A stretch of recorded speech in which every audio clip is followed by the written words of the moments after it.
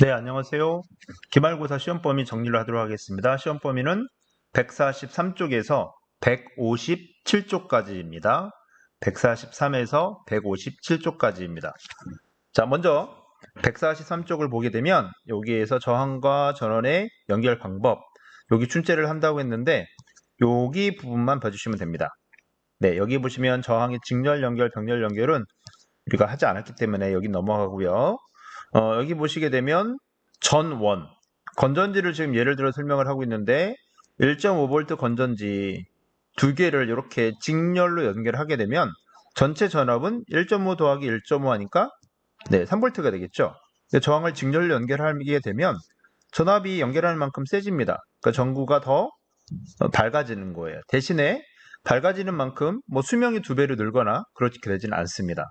반면에 병렬 연결 같은 경우에는 1.5V 두 개를 연결을 했을 때 병렬로 연결하게 되면 전체 전압의 크기는 변하지 않습니다. 대신에 전구의 불을 밝힐 수 있는 시간이 길게 늘어나겠죠. 따라서 병렬로 연결하면 전압은 같고 전구의 밝기도 같은 대신에 전구가 켜져 있는 시간이 늘어납니다. 전원을 직렬, 병렬 연결했을 때요. 전원을 다음 페이지로 넘어가겠습니다. 네, 여기는 만들게 하는 단원이라서 선생님이 그냥 특별한 설명 없이 넘어갑니다 라고 얘기했습니다. 안 보셔도 된다는 얘기예요. 그리고 요거는 뭐라고 그랬죠? 발광 다이오드, 일명 LED, 교과서에 자꾸 여러 번 등장을 하는데 요 내용은 알아두시라고 했고요. 얘는 이제 플러스 마이너스 극이 있어서 거꾸로 끼우면 고장나는 게 아니라 불만 안 들어옵니다. 네, 긴 다리가 플러스고 짧은 다리가 마이너스다. 그것만 그냥 기억해 주세요. 나중에 여러분 집에 전구 같은 거를 LED로 교체했을 때 직접 이렇게 뜯어서 하는 사람도 있거든요. LED 패널을 잘못 연결했을 때 뭐 터지거나 이런 거 아닙니다. 그냥 불만 안 들어오니까 빼서 다시 연결하시면 잘 들어옵니다. 자, 여기도 넘어갑니다. 쭉쭉쭉쭉 넘어가시고 이제 키포인트는 여기예요. 신재생 에너지. 신재생 에너지. 우선 여기 보시게 되면 파리 협정, 파리 기후 협약이라고도 부르기도 하는데 그 전에 교토 의정서라고 하는 게 있었어요. 여기 뭐 연도 이런 거 중요한 건 아니지만 이때는 선진국들만 탄소 배출을 줄여야 된다 이런 얘기를 했는데 이 파리 협정은 네, 여기 모인 모든 나라들이 함께 하기로 했던 게 파리 기후 협정이고요. 중요한 거는 이게 이제 핵심이죠. 네. 지구 온도 상승을 유지하고 여기서 어떻게 쓰는지 멈추려고 하는 게 파리 기후 협정입니다. 알아두시고요. 다음 페이지.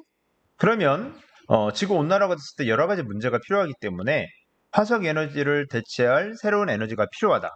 이런 것들을 우리는 신재생 에너지라고 한다. 자, 이때 보시게 되면 이렇게 하는 이유가 뭐냐? 우선은 화석 에너지가 고갈될 수 있고 환경 오염 때문에 심각한 물해가 생기고 있고 그래서 이러한 새로운 에너지 개발과 보급이 필요성이 높아진다. 화석 에너지의 문제점, 고갈, 매장량이 언젠가는 없다. 그 다음에 지구온난화. 네, 지구온난화. 당연히 온난화 때문에 기상이변도 일어나죠. 그 다음에 그뿐만 아니라 여러 가지 각종 오염물질. 우리 지금은 코로나 때문에 마스크 쓰지만 코로나 생기기 전에도 봄철 되면 마스크를 썼어요. 미세먼지, 초미세먼지 이런 것들이 이제 몸에 들어가면 안 좋다라고 그래가지고 이 모든 것들이 화석 연료로 인한 문제점입니다. 그러다 보니까 이 문제를 해결하기 위해서 새로운 에너지가 필요하다. 새로운 에너지. 다양한 종류의 에너지들이 쭉 있고요. 얘네들은 지금 우리가 사용하는 화석 에너지에 비해서 뭐 어떤 거는 쌀 수도 있겠지만 비교적 가성비가 아직은 떨어집니다. 초기 투자 비용도 많이 들고 효율이 낮은 단점이 있지만 이런 애들을 앞으로 써야지만이 여러 가지 문제를 해결할 수 있다. 그런 얘기입니다. 네. 크게 둘로 나눕니다. 신에너지와 재생에너지. 신에너지와 재생에너지를 나누는데 먼저 재생에너지부터 설명을 하게 되면 고갈될 염려가 없고 지속해서 재생할 수 있는 무궁의 에너지 바로 자연에서 얻는 걸 얘기를 합니다. 하나하나 다 설명을 할 건데요.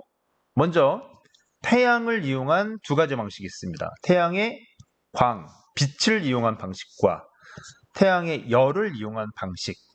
태양광은 우리가 요새 많이 볼 수 있는 게 태양광이에요. 학교도 보면 그 학교 옆에 운동장 등교하다 보면 옆에 있는 건물 지붕 위에도 있고 어떤 사람들 보면 아파트 베란다에도 태양 전지판이 달려있는 집들 있죠. 이런 데는 태양의 빛을 이용을 해서 이 빛을 전기 에너지로 변환시키는 장치입니다. 전기 에너지 변환시키는 장치고 구조가 간단하고 유지 보수가 쉬워서 되게 많이 설치하고 있습니다. 그 다음에 태양열. 여기 있는 태양열 발전소는 우리나라가 아니죠. 햇빛을 이용해서 한 군데 햇빛에 초점을 모아주게 되면 엄청나게 뜨거운 열이 나올 거고 이걸로 물을 가열해서 고온 고압의 증기로 터빈을 돌려서 전기를 만든다. 아니면 그걸로 공기의 흐름을 만들어서 터빈을 돌려서 전기를 만든다. 이런 방식인데 우리나라에 적합한 방식은 아니고요.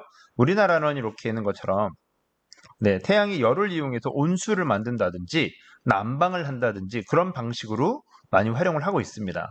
여기 보시게 되면 태양 열을 모아 물을 데운 후 이런 것도 있고 태양 열을 가지고 온수를 얻거나 난방 목적으로 쓰는 이런 경우들을 많이 활용을 합니다. 그 다음에 풍력. 풍력은 말 그대로 바람의 힘으로 터빈을 돌려 전기를 생산하는 기술이다. 이거는 진짜 완전 무공해죠. 단 책에는 안 나왔지만 인구 밀집 지역이나 이런 데 하게 되면 얘가 돌아가면서 나는 소리 때문에 소음 공해나 이런 것들은 좀 발생할 수 있는 단점이 있고 또 풍력 발전기를 여기 보시면 이제 산꼭대기 같은 데 설치하다 보니까 설치하기 위해서 자연을 훼손하는 경우들이 그동안 많이 있었다. 최근에는 그런 것들을 하지 않는, 그러니까 풍력 발전을 하지 않는 것이 아니라 풍력 발전기를 설치하기 위해서 오히려 자연을 훼손하는 일은 안 하고 있는 추세입니다. 그래서 요새 하는 것들이 뭐냐? 해양 풍력 발전이 많이 이제 점점점 늘어나고 있죠. 그 다음에 해양 에너지, 바다의 에너지입니다. 우리 책에 나온 거 말고도 종류가 되게 많았는데 책에 나온 것만 조력 발전, 시화호 조력 발전소, 밀물, 썰물을 이용해서 조수 간만의 차이를 이용해서 이때 이 터빈을 돌리는 겁니다. 이렇게 해서 전기를 만드는 게 조력 발전이고요. 파도의 힘을 이용해서 전기를 만든다. 파도가 칠 때 위아래로 움직이죠. 이런 형식도 있고 부표가 움직이는 형식도 있고 여러 가지가 있다라고 얘기를 했었어요. 그래서 여기 보시게 되면 밀물과 썰물, 조력 에너지, 파도의 힘을 이용한 파력 에너지, 바닷물의 흐름을 이용한 조류 에너지, 또 해양 온도차 에너지. 여기 나와 있는 요 개념들 단어의 개념이라고 보시면 되겠네요. 그걸 기억을 해주시고요. 지열 발전인데요. 이거는 우리나라는 적합하지 않고 이렇게 화산 활동이 활발한 지역에 땅속에 있는 에너지를 이용해서 전기를 만드는 방식. 밀집을 쳐 있는 대로 우리나라에 적합한 방식은 아닙니다. 우리나라는 그냥 지열을 이용해서 냉난방에 활용하는 경우는 있지만 지열로 전기를 만드는 거는 적합하지 않습니다. 그 다음 수력. 흔히 말하는 댐을 만들어서 물을 가둬놓고 그 가둬놓은 물 가지고 전기를 만드는 거죠.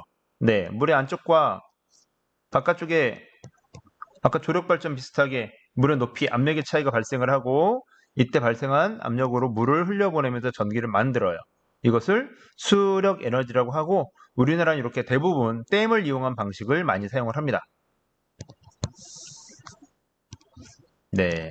그 다음 바이오, 생물체로부터 생겨나는 에너지를 이용한다. 쉽게 말해서 사람이나 물론 사람의 배설물을 이렇게 에너지를 쓰진 않지만 쓸 수도 있겠죠. 미래가 되면.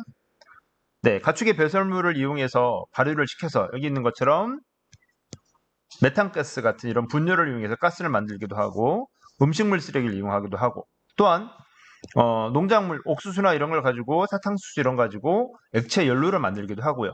이런 것들을 바이오 에너지라고 합니다. 이렇게 나와 있는 내용들. 이름 그대로 폐기물 에너지입니다. 이름 그대로 폐기물 에너지고 여기를 보게 되면 쓰지 못하게 된 제품이나 쓰레기를 재활용해서 에너지를 얻는 거예요. 그러니까 버려야 되는 폐기물을 재활용하는 건데 그냥 이름 그대로만 기억을 해주시고 조금 이제 좋게 되면 이렇게 목재 펠릿 같은 거 이용해서도 만들기도 하는데 어쨌든 이름 그대로 쓰지 못하게 되는 폐기물을 재활용해서 에너지 만들어주는 것 이렇게 기억을 하시면 되겠습니다. 그 다음 새로운 것. 크게 책에 세 가지가 나와 있는데요.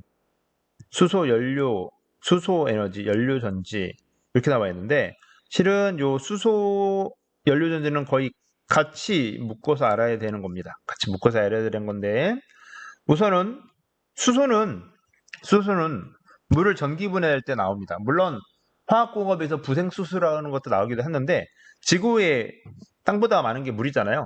이 물을 전기분해해서 수소를 만들고 그 수소를 연료전지에 통과를 시켜주면 또 전기가 만들어져요.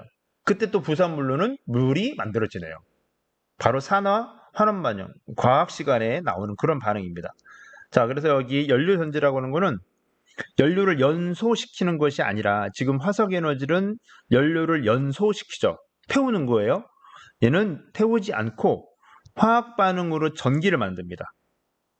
이 연료전지에서는 수소의 산화환원 반응으로 전기를 만들고 이 전기로 모터에 공급을 해서 얘가 작동하는 방식.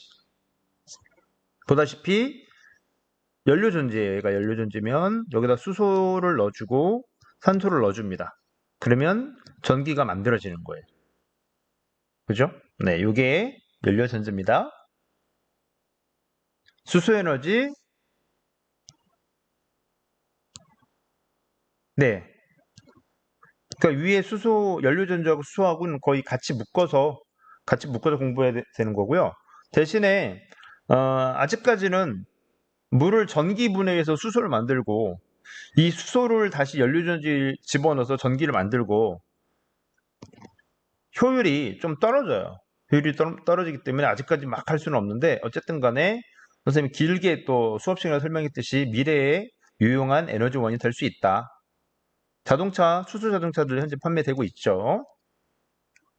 석탄, 액화 및 가스. 이거는 그냥 이름만 기억하라고 했습니다. 네. 왜요? 이거는 완벽한 친환경은 아니에요. 단지 적게 나올 뿐이에요. 적게 나올 뿐. 그 다음에 이 페이지에서는 요거 에너지 소비 효율 등급 1등급이 좋은 거라고 그랬죠? 네. 뒤로 갈수록 에너지를 더 많이 소비하는 안 좋은 겁니다. 결국 에너지를 효율적으로 사용하기 위해서는 등급이 높은 제품을 쓴다. 1등급에 가까울수록 좋은 제품이다. 에너지를 적게 쓰는 제품이다. 그렇게 기억하시면 되겠습니다. 여기 태양광 디딜방아 만들기. 네, 여기는 이 페이지만 보면 된다라고 했습니다. 태양전지 개념. 햇빛을 전기로 바꿔주는 장치입니다. 그 다음 링크. 이렇게 막대기로 연결이 되어 있는 연결 링크. 관절로 이루어진 막대가 연결돼서 얘가 돌면 그에 따라서 얘가 움직이는 거거든요. 주동절이 움직일 때나 정동절이 일하게 되는 기계 요소고요. 대표적인 게 선풍기 머리가 회전하죠. 그런 거고 동력장치의 회전 운동을 직선이나 왕복구도 이렇게 여러 가지 형태로 동력을 변환시켜주는. 그 다음에 크랭크축 왕복 운동을 회전 운동으로 바꿔주기도 하고 자동차 엔진. 네. 반면에 회전 운동을 왕복 운동으로 바꿔줄 수도 있어요. 네, 이런 것들을 크랭크축이라고 합니다. 네, 여기까지 해서 기말고사 시험 범위 정리는 끝입니다. 감사합니다.